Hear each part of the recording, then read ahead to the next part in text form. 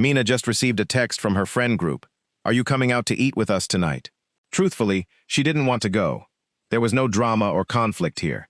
Simply put, after a long day, Mina felt tired and wanted to stay home. She started typing, I can't make it tonight. But staring at those words for a few seconds, she felt like something was off. Was it too blunt? Would everyone think she was being cold? So she hit backspace and started rewriting. The message kept getting longer. First came a sincere apology, then an explanation of how she was drowning in work lately and how she'd been sleep-deprived the past few days. She didn't forget to emphasize how much she genuinely wanted to go, then promised to make it up to them next time, and ended by asking if they were mad at her. By the time her finger hit send, a simple refusal had turned into a nearly page-long self-defense. Have you ever realized that you are just declining a meal, an invitation, but you write as if you are trying to prove in court that you are not a bad person? Normally, whenever you buy an item, the store gives you a receipt to prove that the transaction is legitimate and paid for. Strangely enough, Mina was doing the exact same thing with her personal decisions. For her, every no had to come with evidence. A very long receipt to prove that. I have a valid reason. I am not selfish. I still care about you. I didn't mean to disappoint you. And please, don't think badly of me. I call this the receipt rule. The truth is, many of us don't feel we are allowed to make a decision unless we print out a receipt long enough for others to sign off on. This receipt rule doesn't just appear in dining refusals. Let's look at how much we print receipts in our daily lives. Instead of just saying, I can't make it tonight, we go out of our way to recount our busy schedule from morning to night, so the other person sees we aren't lying. When replying late to a message, even if the other person hasn't asked anything, we rush to explain. My phone died. Something came up at work. I didn't intentionally ignore you. I'm really sorry. Even at work, you have valid, completely justified paid time off. But when writing a leave request, you present it in a convoluted way, as if begging for a favor, a handout from your boss. Or in relationships, instead of being straightforward, this relationship is no longer right for me. We have to dig and search for a compelling reason, an undeniable excuse that the other person can't refute, before we dare to leave. The weird part is, often, no one is demanding you explain so much. You open your own trial to defend yourself before anyone even has the chance to accuse you. Because deep down in Mina's mind, an invisible trial is always taking place. Whenever she wants to do something completely normal for herself, she suddenly has to play both the defendant and her own defense attorney. And the judge sitting up high, they are the people around her, manifested entirely in her own imagination. At this point, a simple personal decision is no longer, do I have the right to do this? Instead, it has morphed into a moral question. Does doing this prove I am a selfish, terrible person? You see, you are no longer explaining your decision. You are trying to protect your reputation and moral character in a court that might not even exist. Why do we fall into this trap? It's because we've been programmed to believe that personal needs and emotions are not valid reasons. To you, feeling tired is not enough. Feeling uncomfortable is not enough. Simply, not wanting to is definitely not enough. To earn the right to refuse, you are forced to find a more objective and weighty excuse, like being overloaded with work, getting sick, a family emergency, or a prior commitment.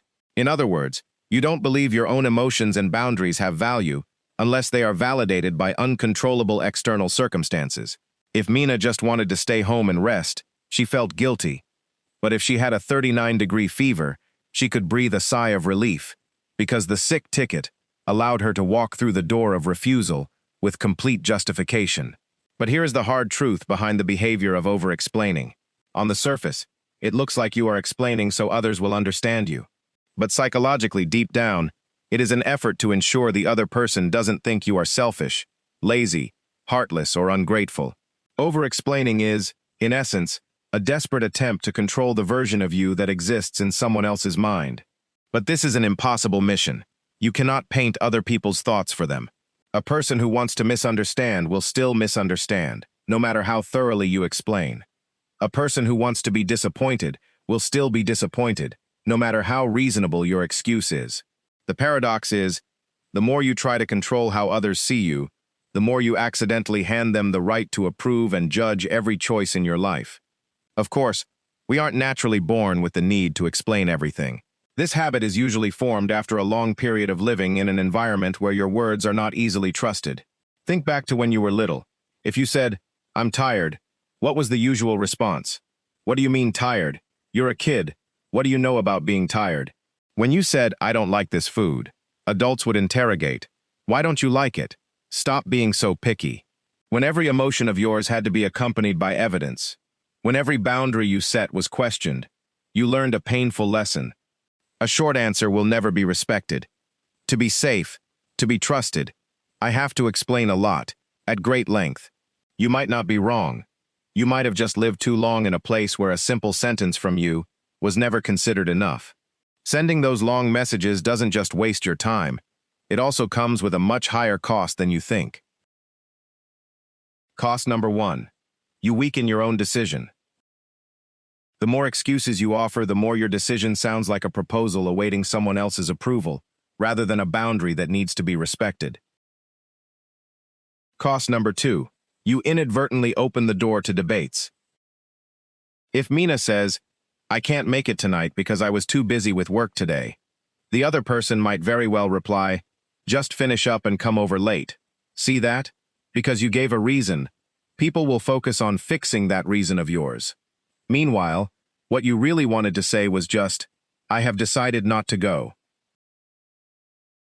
Cost number 3. You are exhausted. Every trivial decision turns into a battle of wits. You have to calculate, edit every word, and predict the other person's reaction to prepare a counter-argument. When you turn every personal boundary into a debate, you will constantly live in a state where you feel like you need a permit just to have the right to choose how to live your life. At this point, please don't misunderstand that we should become cold, indifferent, or rude people. Explaining isn't inherently bad. What matters is the motive behind it. Let's make a clear distinction. Healthy explaining is when you provide necessary information to show respect, facilitate smooth collaboration at work, or take responsibility when your choice genuinely affects others directly. On the other hand, fear-based explaining is when you repeat a point over and over, throw in too many trivial details, constantly apologize even though you did nothing wrong, try to please everyone, and find every way to make sure they can't fault you. The issue has never been the fact that you explain. The issue is that you feel your decision has absolutely no value until someone else approves of that explanation. So how do you escape this trap? Let's start practicing a small exercise called the one-sentence receipt. Next time you need to make a completely normal decision or refusal, try using exactly one complete, polite sentence. For example, "Thank you for the invite, but I can't join tonight." Or, "I can't take on this extra work right now." Or, "That doesn't work for me at this time." And then, stop. Absolutely do not add the word "because." Do not add "actually." Do not drag it out with "I'm so sorry," or "Please don't misunderstand me." Before you are about to type any extra lines of explanation, stop for 3 seconds and ask yourself this checkpoint question. Is the information I'm about to add truly necessary, or am I just trying to stop others from thinking badly of me? To do that, we must learn to accept a mature truth. You cannot live a free life if you constantly want absolute control over how everyone sees you. Sometimes you refuse and they will think you're difficult. You take time to rest and they think you're lazy. You choose to walk away and they think you're heartless. If absolutely necessary, we can clarify. But you cannot spend your entire life chasing after every person, just to edit the version of you in their heads until it looks acceptable. Growing up sometimes means accepting that you might become the villain in someone else's story, as long as you do not betray yourself, and you do not have to trade your own energy to rewrite their story. Let's go back to Mina's initial message. Everyone asked, "Are you coming out to eat with us tonight?" This time, Mina typed, "Thanks for inviting me.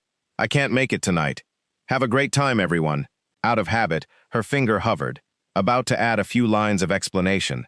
A long receipt was preparing to appear at the bottom of the screen, but Mina looked at it and gently deleted it. The phone was left with only a short, clear, and polite message. She hit send, then put the phone down. No trial was opened. No one showed up to confiscate her right to be a good person. She was still herself, whole and at peace in her own space. A normal decision doesn't need a lengthy defense. There are times when a clear sentence is more than enough. And there are times when the thing you need to stop explaining isn't your decision, but your right to choose your own life.